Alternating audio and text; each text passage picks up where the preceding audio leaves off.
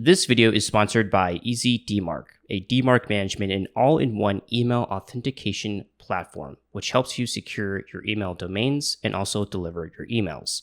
Learn more about my thoughts on EasyDMARC and its platform in the dedicated section of this video. Email spoofing in 2024, it is still relevant and you can still do it.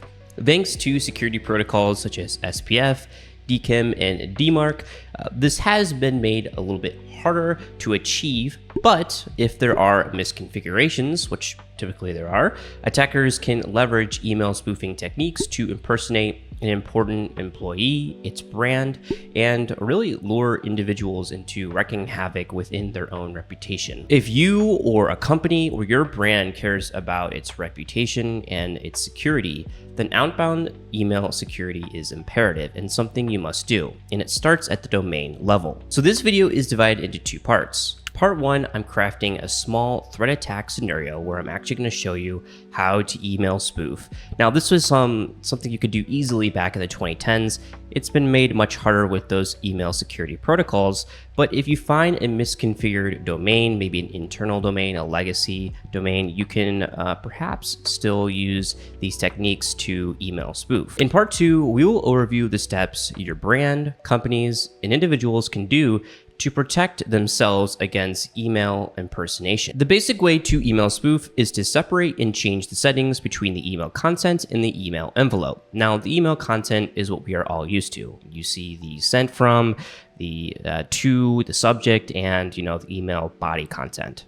The email envelope contains the settings and routing information so that it gets to your email box or to the recipient's email box.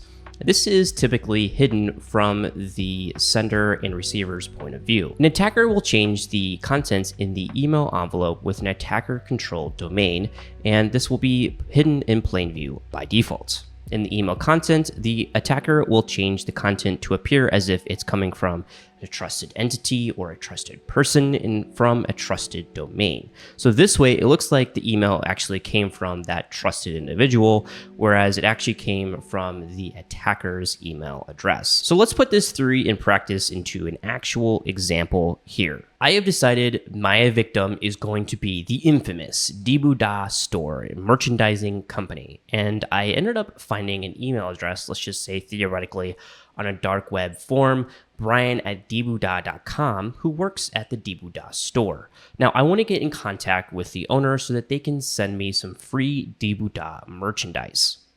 Now, as an attacker, I went ahead and set up a new domain name through Cloudflare, dibuda.win, to kind of impersonate the domain Dibuda. So to actually send email using the dibuda.win domain, I went ahead and signed up for the Mailgun service, which offers a free trial and allows me to actually send email using this actual domain. Let's proceed to actually send the spoofed email. So here in front of me, I'm gonna have two command line terminals open. Okay, so to start it off, we need to figure out which email service dibuda.com is using today. So to do this, we can really just use a simple command, the dig command, followed by dibuda.com, and we're looking for the mail server record.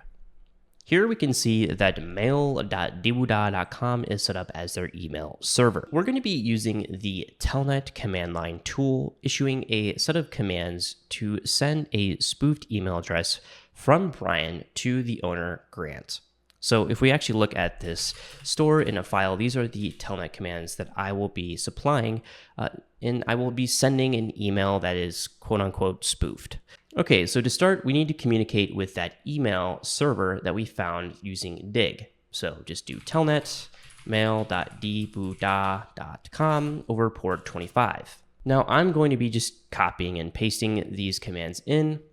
So first, we're going to do hello@dibuda.win. Basically, what this is doing is communicating directly with the email server Dibuda.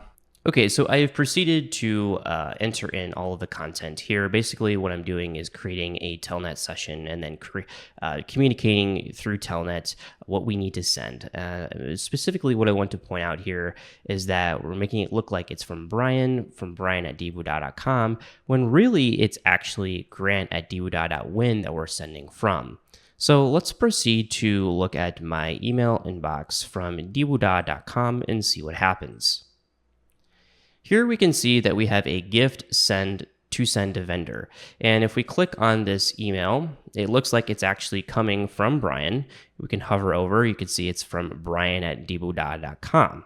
Well, there you go. We need to send this to dwuda.lane. But really, if we actually take a look into the content, if we go to more, and then we show source, you're going to see that the return path is dwuda.win. Maybe that's a telltale sign that this is probably an attacker trying to spoof Brian's email address. So like that, we are able to spoof the Brian name, the Brian email address, and make it appear as if perhaps, we need to send some merchandise to vendors. Email spoofing really is that easy. It's kind of shocking how easy it is. So with a basic setup, telnet commands, we can get free merchandise. And really, in all seriousness, what can be done about this issue?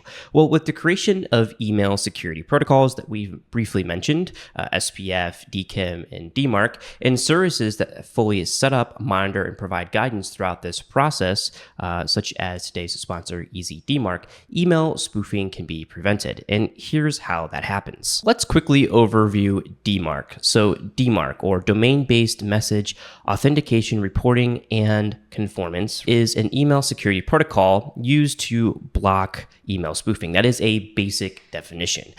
So DMARC extends the capabilities of two email authentication protocols. DKIM, which is Domain Keys Identified Mail, and then there is SPF, which is Sender Policy Framework. And both of these can be used in conjunction with DMARC to perform advanced validation of an email message received and its contents. One or both of these protocols can be set up to fulfill DMARC. So if one is set up, then the check must succeed. If both of these email authentication protocols are set up, only one has to be successful. One check has to be successful in order for it to pass. What is DKIM and SPF? Well, some more definitions here. DKIM uses public key cryptography to verify the integrity of the email and its content. And it uses this by using a public and private key. A public key is generated and it is stored in a DNS TXT record. The private key is then used to sign all email being sent from a particular sender through the DKIM header. This is where the private key signs to create a digital signature. And then what will happen is an email server can check the DKIM DNS record, obtain its public key, and then use the private key digital signature that came from the DKIM header to verify that it came from the right sender. SPF, on the other hand, is also a DNS TXT record, which lets a domain owner authorize IP addresses, so email servers, to send email under their specific domain. This ensures that only email servers that you know of or control are sending email on behalf of your domain. Here on the EasyDMARC dashboard, we're able to get a view of our entire email record security suite. Now, using the link in the description below, you can get a free trial version of EasyDMARC and set up your domain name today. We're going to focus today on a few features of EasyDMARC. Specifically, we're going to set up and configure SPF, DMARC records, and we're going to also overview some of the cool security features as I am a security individual, specifically reputation monitoring and email investigation. Setting up an SPF and DMARC record can be manually done through using your own DNS hosting provider. It's completely free to do. However, if you are a large company, an enterprise, or a brand, and you have perhaps many email systems, multiple domains, subdomains, you have an entire list of people who are using those domains, it's really imperative that you have it in one specific place, and this is where EasyDMARC really comes in and provides its value. Not only that, but you can monitor your email security and set up and configure your entire record suite here in just one dashboard. Let's set up our SPF and DMARC records here on EasyDMARC, first by adding a domain, the Dibuda Merchandising Company. Okay, so I'll just be adding my dibuda.com domain. I'll leave the default settings, click add. So because we will be interfacing with DMARC and the DNS system, we will need to have access to our domain's DNS hosting provider. In this case, dibuda.com is hosted on Bluehost. So what we're going to do here quickly is just add in this information as a DMARC record, CNAME specifically, into my Bluehost account by just going through and clicking manage. I'm going to proceed to add in my record here.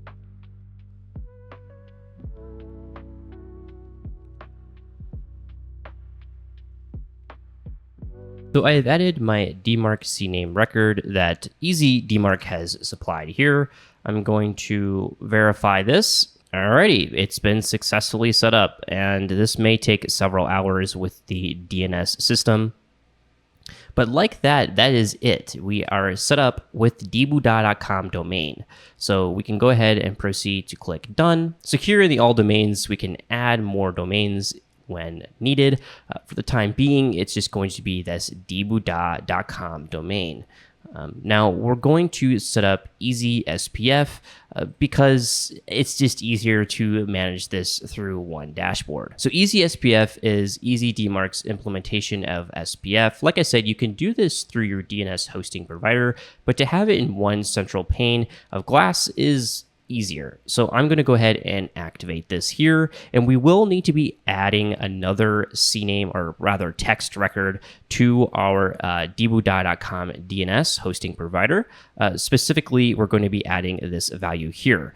What this value here indicates is that it's SPF version 1, and we're going to be including that basically EasyDMARC is allowed to send or receive email on your behalf. Okay, so pasting in this text value provided by EasyDMARC, we can add this into our DNS. Because the DNS zone or DNS system takes time to actually acquire those new records, if we hit verify here, we're going to see that there's an error. It says that it takes up to several hours for propagations. So what we'll do is we'll keep this as a later item, but we do have SPF set up. It just needs to propagate into our system. So let's go ahead and proceed to click later. Okay, a future me stepping in here. I am on the Bluehost DNS management portal. And as you can see, I have an SPF record pointing to the EasyDMARC service. So what this allows you to do is manage all of your subsequent SPF records in EasyDMARC rather than continually adding manual records into your DNS management system. So up on the EasyDMARC dashboard, if you go to EasySPF, you're going to see that I've entered in a configuration, and that specifically is Google Workspace or Gmail. I use the Google Workspace program, specifically Gmail, to manage and facilitate my email communications. Now, this could be something like Yahoo Mail or Outlook, but what you want to do is when you are able to add that SPF record into your DNS management system, you can go to add source here and you can include whichever program you use. All that's needed is the include part of the SPF followed by the domain. So this could be google.com, outlook.com, or any other programs. So once you click update, what this will allow you to do is propagate these settings out into your DNS management system, but you don't have to, like I said, add those DNS records. So EasySPF, as the name denotes, makes SPF configuration pretty easy and seamless. Now, based on the checks that happen with SPF or DKIM, DMARC will allow a domain owner to specify their own authentication procedure. This is known as a DMARC policy. So using this policy, they can instruct incoming servers on what to do if an email fails to pass the DMARC test. Using this policy, DMARC instructs incoming servers on what to do if emails that don't align or authenticate with either SPF or DKIM. So there are three options, what are also known as policies in DMARC. There is P equals none. This is when the email will be treated as if no DMARC was set up. There's P equals quarantine, which allows the email to continue, but it's not delivered into the primary inbox. Perhaps it's going to the spam or junk folder. And then there's P equals reject. This is where they discard the email because the check failed. Now that we have SPF implemented, we can go to our managed solutions and go to manage DMARC. Here we can manage the DMARC settings or policies on our domain of dbuda.com, and it's really easy to select between none, quarantine, and reject. Now, you want to ensure that you have your policy set to none for a certain amount of time. So a policy set to none will allow the DMARC reports to verify, and I'll aggregate the results of who is sending information or emails on your behalf. So if you actually go to the aggregate reports, you can notice by compliance or geolocation, as well as failure reports. Now, because I have just uploaded my domain dbuda onto the DMARC managed solution here, this will take some time. Typically, there will be weekly or daily DMARC aggregate reports sent to you. Now, there isn't necessarily a hard time frame for having P equals none.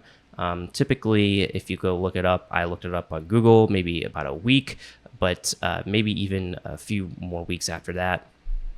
But you can also extend that time frame. What you're trying to do is capture the various sources who are sending email on your behalf, and hopefully it is just the people that you have verified are using your domain. After collecting a set of aggregate reports generated by DMARC, you can go ahead and set from none to quarantine and then move up to reject eventually. And EasyDMARC makes this easy. All you would have to do is click quarantine and then click apply changes. Because I'm at the beginning stages of my DMARC journey here, I'm going to go back to none and let those reports generate for the next week and see what happens.